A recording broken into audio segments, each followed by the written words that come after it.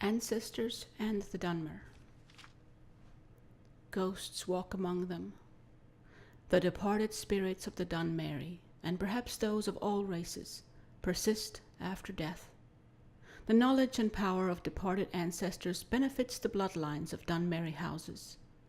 The bond between the living family members and immortal ancestors is partly blood, partly ritual, partly volitional.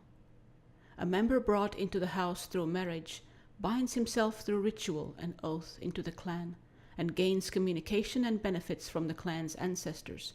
However, his access to the ancestors is less than his offspring, and he retains some access to the ancestors of his own bloodline. The family shrine. Each residence has a family shrine. In poorer homes, it may be no more than a hearth or alcove where family relics are displayed and venerated. In wealthy homes, a room is set aside for the use of the ancestors. This shrine is called the waiting door and represents the door to oblivion. Here, the family members pay their respects to their ancestors through sacrifice and prayer, through oaths sworn upon duties, and through reports on the affairs of the family. In return, the family may receive information, training, and blessings from the family's ancestors. The ancestors are thus the protectors of the home, and especially the precincts of the waiting door. The ghost fence. It is a family's most solemn duty to make sure their ancestors' remains are interred properly in a city of the dead such as Necrum. Here the spirits draw comfort from one another against the chill of the mortal world. However, as a sign of great honor and sacrifice, an ancestor may grant that part of his remains be retained to serve as part of a ghost fence, protecting the clan's shrine and family precincts. Such an arrangement is often part of the family member's will, that a knucklebone shall be saved out of his remains and incorporated with solemn magic and ceremony into a clan ghost fence. In most exceptional cases, an entire skeleton or even a preserved corpse may be bound into a ghost fence. These remains become a beacon and focus for ancestral spirits, and for the spirit of the remains in particular. The more remains used to make a ghost fence, the more powerful the fence is. And the most powerful mortals in life have the most powerful remains. The great ghost fence created by the tribunal to hold back the blight incorporates the bones of many heroes of the temple, and the houses Indoril and Redorun, who dedicated their spirits to the temple and clan as their surrogate families. The ghost fence also contains bones taken from the catacombs of Necrum and the many battlefields of Morrowind. The mortal chill. Spirits do not like to visit the mortal world, and they do so only out of duty and obligation.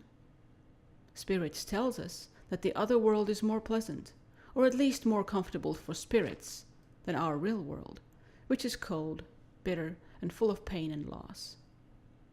Mad spirits. Spirits that are forced to remain in our world against their will may become mad spirits or ghosts. Some spirits are bound to this world because of some terrible circumstances of their death, or because of some powerful emotional bond to a person, place, or thing. Those are called hauntings. Some spirits are captured and bound to enchanted items by wizards. If the binding is involuntary, the spirit usually goes mad. A willing spirit may or may not retain its sanity, depending on the strength of the spirit and the wisdom of the enchanter. Some spirits are bound against their wills to protect family shrines. This unpleasant fate is reserved for those who have not served the family faithfully in life. Dutiful and honorable ancestral spirits often aid in the capture and binding of wayward spirits. These spirits usually go mad and make terrifying guardians. They are ritually prevented from harming mortals of their clans, but that does not necessarily discourage them from mischievous or peevish behavior. They are exceedingly dangerous for intruders. At the same time, if an intruder can penetrate the spirit's madness and play upon the spirit's resentment of his own clan, the angry spirits may be manipulated. Oblivion. The existence of oblivion is acknowledged by all Tamriel cultures, but there is little agreement on the nature of that other world, other than it is the place where the Aedra and Daedra live, and that communication and travel are possible between this world and oblivion through magic and ritual. The Dunmer do not emphasize the distinction between this world and oblivion as do the human cultures of Tamriel. They regard our world and the other world as a whole with many paths from one end to the other, rather than two separate worlds of different natures with distinct borders. This philosophical viewpoint may account for the greater affinity of elves for magic and its practices.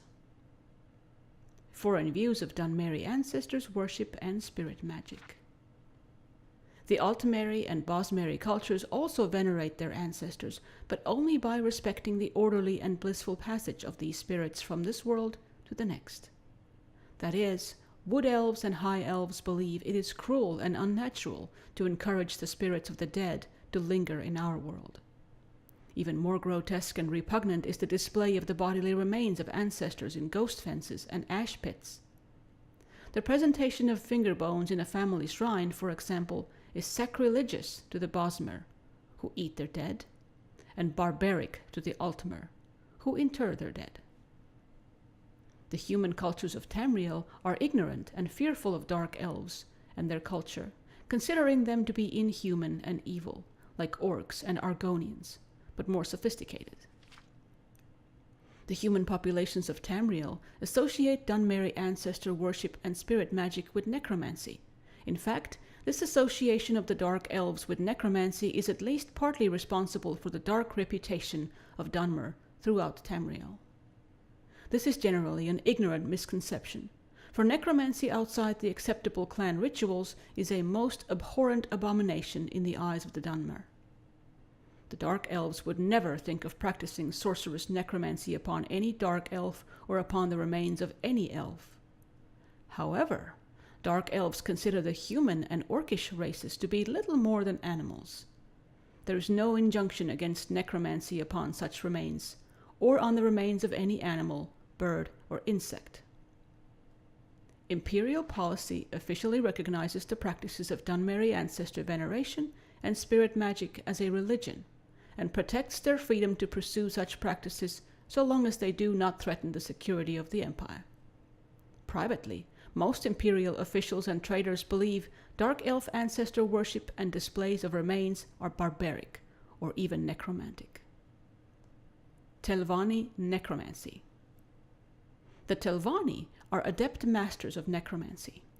They do not, however, practice necromancy upon the remains of dark elves. Sane Telvanni regard such practices with loathing and righteous anger. They do practice necromancy upon the remains of animals and upon the remains of humans, orcs, and Argonians, who are technically no more than animals in Morrowind. Publisher's note. This book was written by an unknown scholar as a guide for foreign visitors to Morrowind, shortly after the armistice was signed. Many of these practices have since fallen into disfavor. The most obvious changes are those regarding the practice of necromancy and the Great Ghost Fence. Dunmer today regard necromancy upon any of the accepted races as an abomination. The Ghost Fence has forced many changes in the practice of ancestor worship. With the vast majority of ancestors' remains going to strengthen the Great Ghost Fence around the mountain of Dagoth-Ur, there are very few clan ghost fences in Morrowind. The temple discourages such practices among the houses as selfish. The upkeep of family tombs and private waiting doors has also fallen into disfavor, as very few remains have been buried in these tombs and shrines since the armistice. In recent years, most Dunmer venerate a small portion of their ancestors' remains kept at a local temple.